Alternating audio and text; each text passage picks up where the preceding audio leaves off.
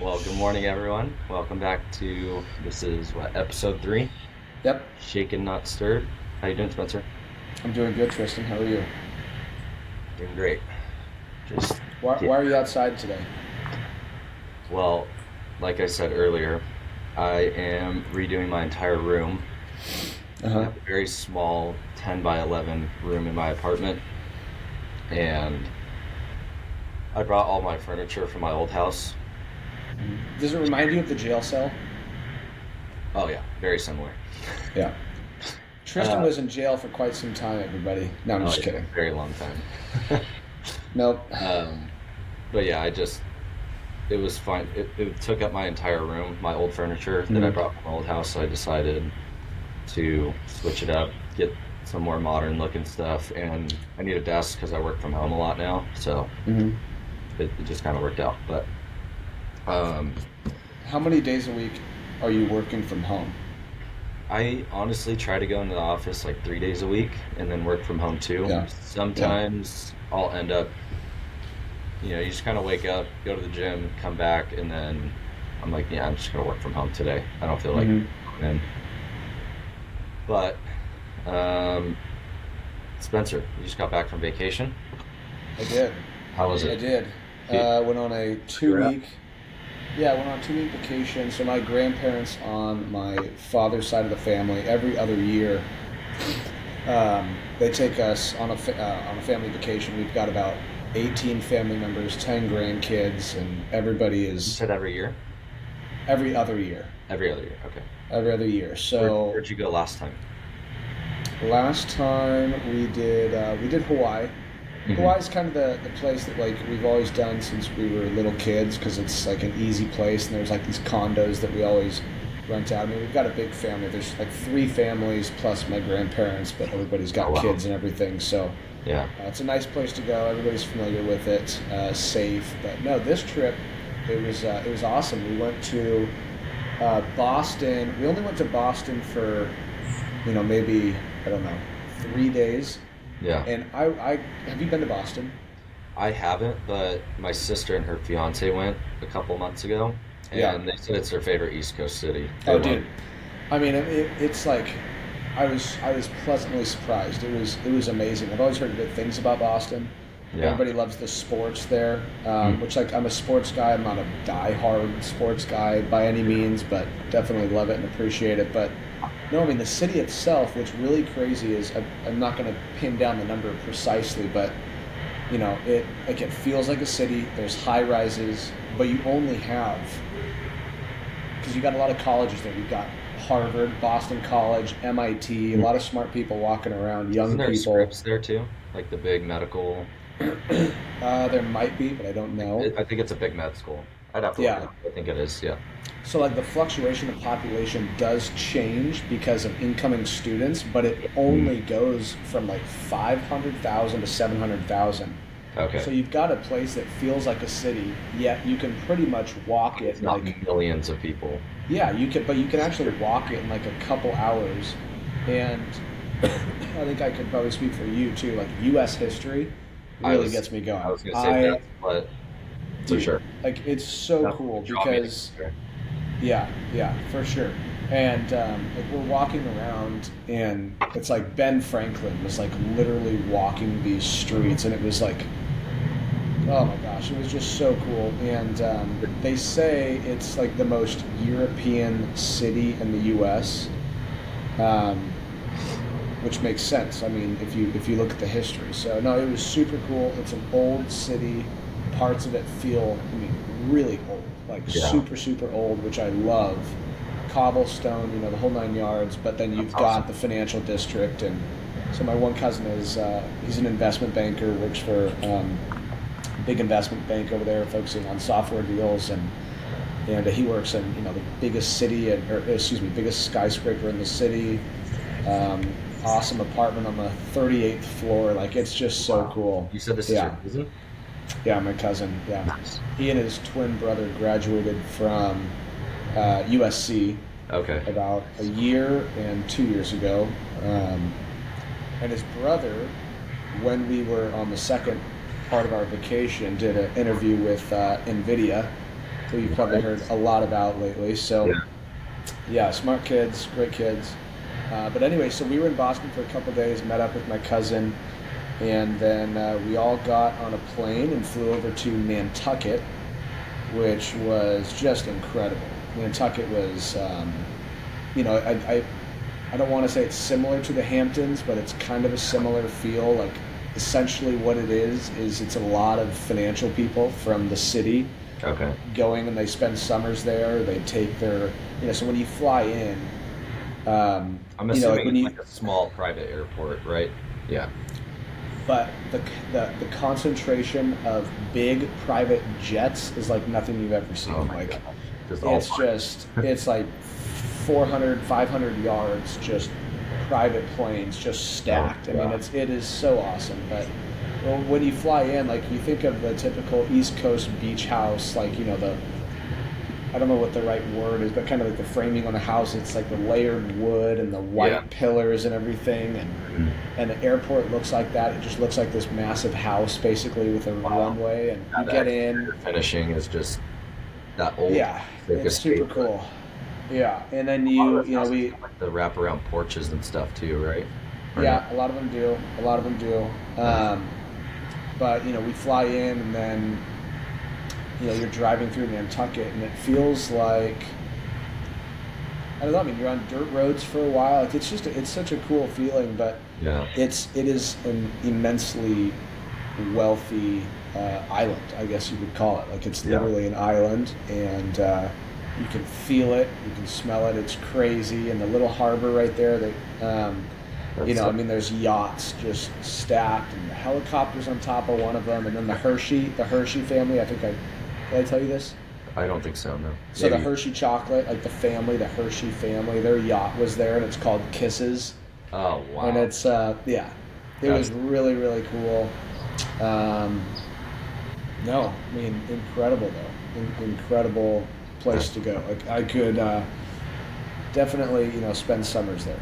It was for awesome. sure. So Was the food, was the house big enough to fit everyone in it, or did you guys have to? no, it was big enough. It Yeah, was I figured it would be.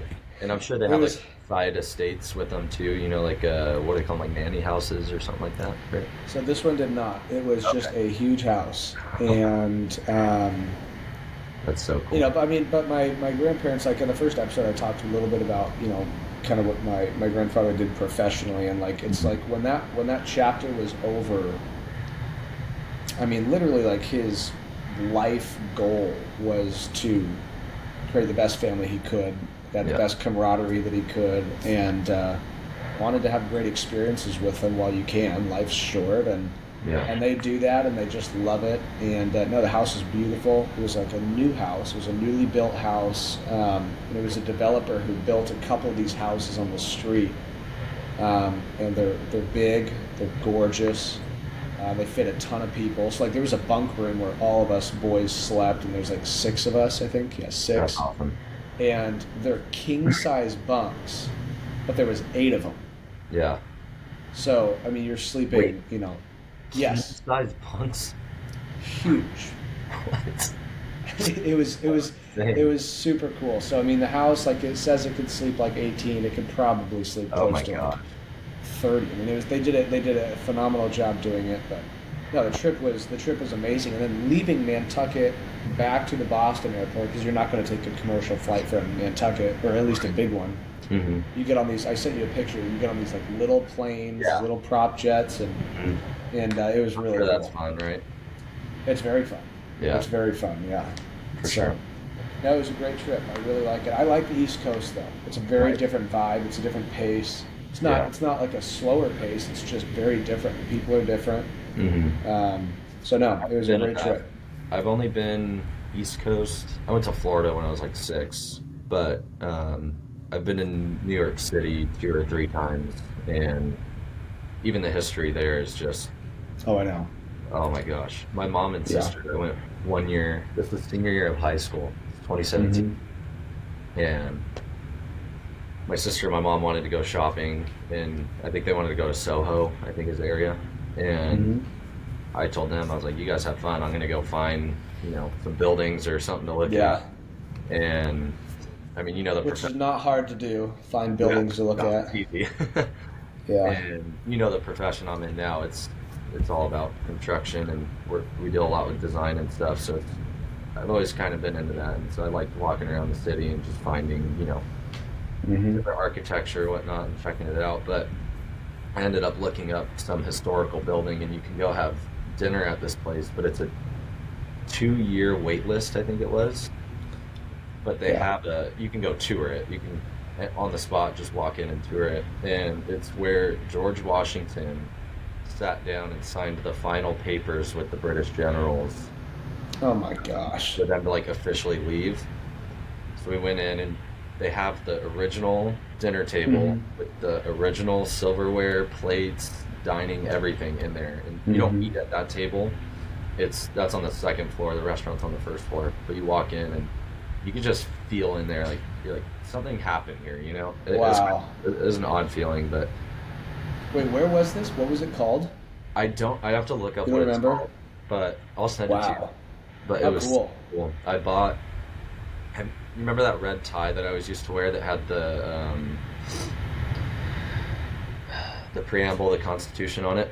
Yeah, I think so. Yeah, I bought that tie there, and Yeah, then that's cool. yeah, I mean, but I'm No, sure that's super Boston's cool. the exact same way. I can only imagine, you know, what. Yeah, it's just there's something really. I mean, I don't know if I could live in Boston for years, but like how fun Yeah. it would be if you were able to work remote. Like go live in Boston for like a year. The winter's Yeah. brutal, Hmm. super cold. Like you're hitting negatives, but it's pretty fast paced. Like you have all these little, the sandwich shops and this and that, and like I just think that'd be so cool if you're really grinding. For It's sure. just what a cool. It's very different though from how we're living like right now. Yeah. I think that'd be super cool though. Like I'd totally do that. One thing that my coworker just moved out here from New York City, Hmm. and he talks about like the one thing he really does not like about California is having to drive everywhere. Because in New Hmm. York, you walk, take the elevator down 50 floors out of the Yeah, I office, don't have a walk car. outside, and you can walk anywhere to get anything you want. Hmm. And yeah, I think that would be really cool to experience. So even going to Boston, New York, Chicago, I'd like to go check out Chicago. Yeah, so would I. Even if you just live there for like a month or two, just get a Oh feel for yeah, it. but that's the cool part about Boston is like New York is huge, right? Yeah, What do they for call sure. it? The steel jungle or iron jungle, something like that. Concrete But jungle. concrete jungle, and but like Boston, like you could have an apartment that on a map it looks far away, like you're basically on the other side of the city, but Hmm. it's a 15-20 minute walk. Like that's Yeah, what's so cool about it is like you literally, I mean, you don't need a car. right. So I Yeah, mean, he doesn't have a car. He doesn't even have a bike. Like you can walk everywhere. So, anyways, it was a great trip. I do nice. know what I want to talk about next, though. Is I saw Oppenheimer last night. Oh my gosh, don't tell me anything, please.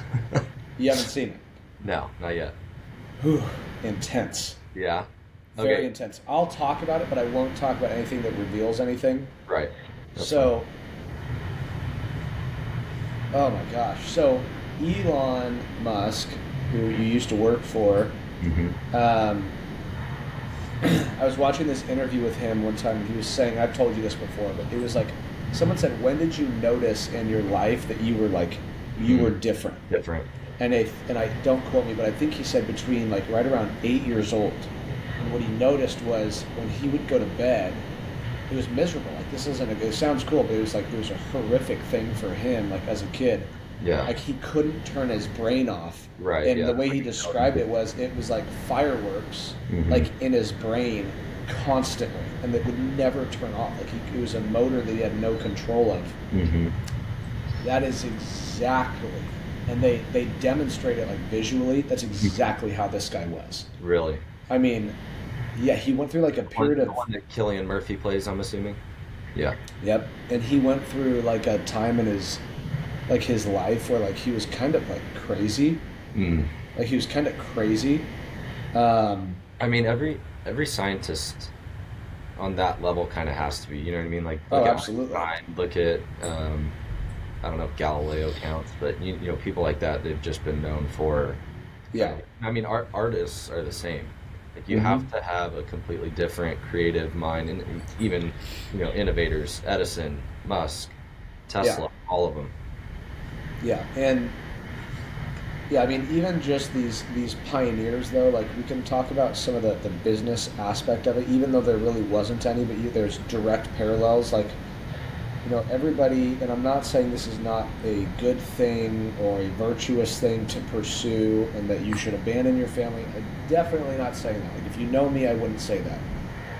But there's a period in time, depending on what you really want to do, like with your life, which it's pretty clear. With me, it's pretty clear. Um, you know, you want to create something really substantial Hmm. that either, some people want to do it for like the better of humanity and change the world, right? That's an Right. Elon. Yeah. That is a Steve Jobs. That is those kind of guys. Hmm. Candidly, that's not really me. Doesn't mean I don't want to help people, but like I don't really have that desire. Yeah. Um, but I have a very strong desire to create something substantial that like I am in control of, Yeah. and I think more for your family, right? Like yeah, exactly. Yeah, I generation. mean, Yeah. yeah, exactly. Definitely for my family, but there's just a lot of things that I want to do Hmm. that I think like you can literally have a huge impact on, but you Yeah. can't do it unless you've got a huge stockpile of dry powder or money. Right. Like that's and but you go watch the founder, like the McDonald's movie, Hmm. you go watch all these movies about these icons. Like there was a period of time like called the building phase, like as I'm calling it is the building phase. Like there was no such thing. They did not know how to spell the word balance. Yeah. That had no role in their life. But when you watch all of these, you're like, it makes sense. You can't. Right. Like it wouldn't be possible. It's 100% commitment to the vision, right? Excuse me. Yeah, but it wouldn't be possible. But like you totally like that just kept a total reminder to me, like watching this movie, I was like, this guy literally, I mean, he changed the world. Hmm. And the way that they end the movie, the way that they start it creates a question in your mind. End of the first quarter of the movie, like there's another event that's like related, and you're like, okay. And the way they end it is like, it answers the question, and you'll totally understand what I'm saying, but when you Okay. go see it, but um, really dark. Yeah. The ending of the movie Really. super super dark, but it's like you're sitting there, you're like, oh my gosh, like that's why he was crazy, like Yeah. that's why he felt crazy. But man, I mean, people, this is just my opinion, you hear about these mass shootings, and then all the parents, there's like one case, I'm not saying all the parents, but like there's a case where they tried to sue the gun manufacturer, Hmm. right? The gun manufacturer, in my opinion, makes a hunting rifle as well. Right. Like they had nothing to do with this crazy person. Yeah. And I think people, and like I the only part of the story that I know is because of the movie, and the movie can be a little hard to follow, so I'm not saying I know everything about the story, but Hmm. based on what I saw, like people really tried to kind of demonize him, and I think that's a stigma, Yeah. because he is, quote, the father of the atomic bomb. Right. And Which there's one purpose for that's the heavy. atomic bomb. Yeah. And There's it's one destruction, purpose. pure It destruction. is pure annihilation. Yeah. But at the same time, he was given orders to Right. build something. He built it, but the decision to use it was completely out of his Right. hands. That's not in So, his yeah, court. and man, and like what the guy went through, like after that, externally with other people, but also internally. Oh my God! I'll tell you what. It sounds like a miserable life that he lived. Yeah. Honestly, I can't even like imagine.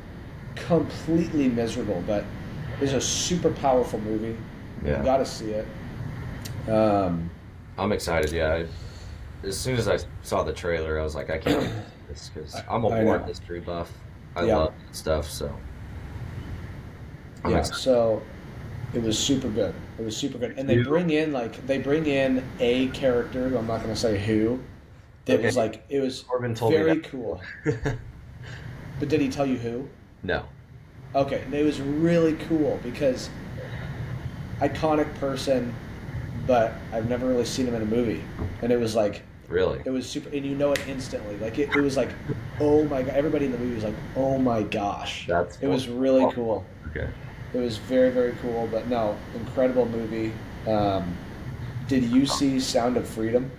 No, I haven't seen that yet either. But I I've been haven't either. hearing all this stuff about it. You seen it? No, I want to Okay. really bad. I heard it's brutal to watch. Yeah. Every guy I've talked to about it said he just cried the entire thing from beginning to end. Like it's just brutal. And I know how I am when it comes to that stuff, like dogs and children, Yeah. and like women. You know, like in Mm. that sense, man. Oh god. So I've heard it's brutal, but Like really powerful movie. you want to help them and defend them, but you can't, right? Yeah, Yeah. yeah. Yeah, and there was a podcast that I was listening to. It's probably my favorite podcast, which is Patrick Bet David, the PBD Yeah. podcast. It's like I'm a huge fan of him and the podcast and what they've got going on over there at Valuetainment, which is his media Yeah. company. And they had a guy on there, and they were talking about the movie. And he said there's a live like case study basically right now that I think is based in Houston, and it's a Mhm. 17-year-old girl who has been in this sex trafficking ring since she was like 8 years old or something. And if it's a case study, she has to, I don't know, be out of it, I guess, or maybe she's not yet, and they just have information. But basically, the guy that basically like kind of pimps her out, these other women, she basically went to him and she says, "I want out. Like I want to be out of this thing." Yeah. And every time she would do that, this guy or the people that worked for him, they would go to a different family member's house of hers and send her a picture. And like, you try and leave, like we've got your whole world under control, like your entire world. So it's like, what do you do? And then he basically says, if you want, if you want out, if you want to get out of this thing, you have to recruit your replacement. So she's got to recruit this girl who's like 7, 8 years old, That's so disgusting. and to get, This is graphic, what like the movie's about, or this is what they were talking about on the podcast? this is like a Okay, something podcast. They were else. talking about the movie, but it's a separate story, like a real life example. Gotcha. And her replacement, the case had to have been solved already or something, because I don't know how they would know the story, but basically the replacement, she had to like train the replacement and hear this little girl get gang raped 12 times. That's so disgusting. I mean, it's like, it's just so, yeah, it's just really disturbing. But no, I want to see, yeah, I want to see the movie really bad though. Yeah. No, I'm very interested to see it too. But I think, oh, what were we? There was, I don't remember the guy's name, but about a year ago, I think I heard him on a podcast, and he was like a really, really, really technical hacker, and was hired I by know he was on Sean Ryan's. He was on okay, Sean Ryan's that's what it is. podcast. Really And thin guy, white guy. yeah, and he has caught like I don't know 150 Yep. like rapists, sex traffickers, whatever. Yep. Crazy, but so cool. Like we need more people like that. Yeah, they were calling him like the ethical hacker. Yes, yes. Okay. Yeah. Well, shout out to the podcast. Like he was on Sean Ryan's podcast. It's like a 4 hour. I never watched the whole thing, but I watched a bunch of the YouTube Yeah. shorts of it. Okay. Brutal. Some of the things that he would find, like I can't. seriously disturbing. Yeah, I can't even imagine. Yeah. That's Um, yeah. Anyways, but man, to like bring it full circle though. And granted, I haven't seen the movie, and you haven't either. But the general concept is like, as a man, as a young man who both of us are not married, we don't have families yet of our own. Mhm. But you think about like if that were to happen, because it Oh honestly my like gosh. it can happen. Like you honest to God, you got to ask the question like are you the kind of person who could um, take care of a situation like that? Right. And I think a lot of people could not. And it comes down to like, and again on the PBD podcast they were talking about, the guy was talking about like he made the correlation between the Liam Neeson movies. What are they Mm. called? Taken. Taken. I mean, like kind of silly. Like people kind of make fun of him sometimes, but like he, the famous line is like, "I've got a very special set of skills," Right. and it's like, do you, Yeah. or do you not? It's got to be of equal importance, For in sure. my opinion. I mean, that's just kind of your responsibility as a man. And it doesn't start right when you have a family. It Yeah. It starts, starts. long time before that, and like Yeah. having a little brother. Like I talk to him about that all 16, the time. 18. Yeah. Exactly. Constantly preparing. Yeah. So yeah, but I think, we'll have to talk about that movie when we both see it. yeah, we'll both watch it. I'll watch Oppenheimer and we can go deeper into that too. Yeah, But absolutely. I'd love to do that. I think Sun Tzu says something along the lines of what we were just talking about, but I can't remember the exact quote. But then there's also, is it Musashi that says, uh, Miyamoto. it's, yeah, it's better to be a warrior in a garden than a gardener in a war. Yep, one of my Yeah. favorite quotes. I just read his, the Book of Five Scrolls. Mm-hmm. Really good. Yeah, he was the first Ronin. Really? Miyamoto Musashi. Like he was Yeah. the Ronin. Okay, I didn't know he was the first one. Yeah, he was the Wow. first one, and I knew he basically lived the life of like what would be considered a Ronin, but I didn't know that he he was was the yeah OG. he was the Ronin, and basically when he wrote Book of Five Rings, he Oh, did I wrote say it. Five Scrolls? You're right. Yeah, It's Five Rings. so Book of Five Rings, Yeah. like he wrote it in I know how it's spelled. I don't know if I'm saying it properly, but Rigondo Cave, Mm-hmm. which is in Japan, and like so he I think he won 67 duels, which Yeah. is one on one, and he basically originated the short sword. So like samurais historically had used long swords, these long wielding swords. He had two short swords, Yeah. and I believe he was a samurai, but then moved off into this life. And essentially, how I understand the story is, the concept of like seppuku, right? Mm-hmm. You like commit suicide in Right. honor of you're superior or something like that. Yeah. The Ronin basically was like, I'm not F, doing that. screw that. I'm not Yeah. gonna do that. Well, it's And also, I think, the other way. Yeah, it's like if you lose a battle, you yeah, just finish yourself yeah, off, right? That kind of thing. yep, I mean that. I don't know if they still do it today, but that went all the way up to World War II. yeah, Yeah, that you yeah. had.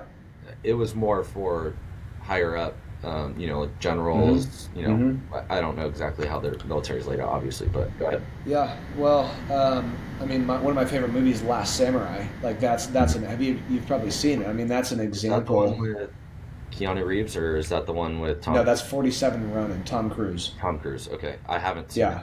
I've seen 47 Ronin. Last Samurai. Oh my gosh. See, I have not seen 47 Ronin. Okay. I've seen Last Samurai multiple times. It's one of my favorite movies of all Yeah. time.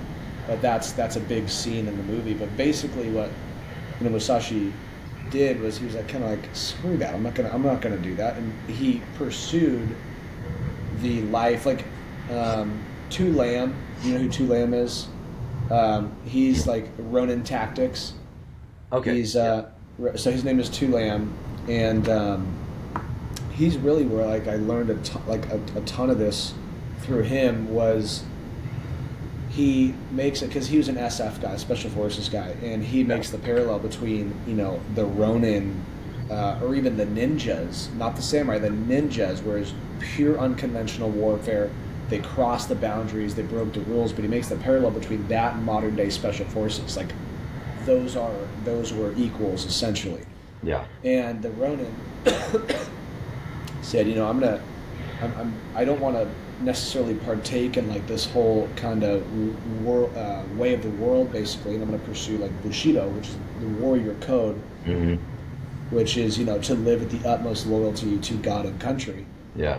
And he just pursued this life of not necessarily peace, but like true war and embracing it as a warrior, Yeah. but doing it for what like he believed in and not And not necessarily what the someone group. else or the group believed in. Yeah. Exactly. And he went around, in 67 duels he won, and he decided to pack it in. He never lost, but he decided to pack it in. Basically, went to Rigondo Cave in Japan, sat on this rock, in this cave, and he wrote the Book of Five Rings. He spent the rest of his life writing the Book of Five Rings, and he died right there on that rock. Wow. And it's just, I mean, Where it's he wrote the book? unbelievable. What was that? Where he wrote the book? Yep. Wow. Unbelievable. There's this video that I'll send you, and it's to lamb. And basically, like for me, it's on my bucket list. Like when I really started to learn about this, like years and years and years ago, like it just really kind of caught on to me, and I was like, oh my gosh, you know, like more or less obsessed with this stuff. So, Yeah. and I just love it. But he did this, and it's on my bucket list. Is he did this trip basically where he flew back to Japan, and he went to that cave, and he like paid homage, and he sat on that rock, and he meditated to Musashi, Wow. and like, it's just so cool. I'm gonna send you this That's video. so awesome. It's not a long video, but it's really really cool. And he sat down with like the oldest sword craftsman that is still alive. There. And yeah, because what they did was they destroyed the samurai culture. Like they literally made them take it. Like they tried to abolish it. And Right. the Last Samurai is American efforts to do that. Was to basically completely wipe out the samurai. Yeah. But the samurai buried a lot of their stuff, so they still have it today. And I mean, it's really cool. So I'll send you that video.